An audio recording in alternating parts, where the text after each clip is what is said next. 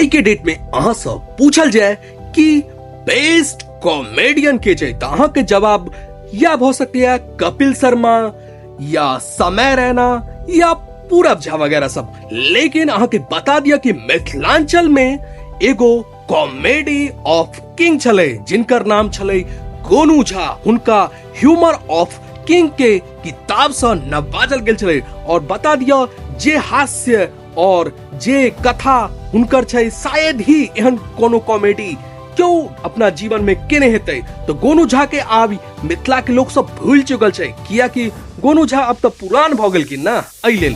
तो अगर अहाँ गोनू झा के कोनो कथा या उनका किताब पढ़ने छी या उनका बारे में कोनो कहानी सुनने छी तो ई वीडियो पर अहाँ जरूर लाइक और सब्सक्राइब करब और वीडियो के अत्ते फैला दियो कि मिथिलांचल के एक एक बच्चा के पास गोनू झा के बारे में पता होगा के चाहिए। तो गोनू झा के लेल एक लाइक जरूर बनी छै।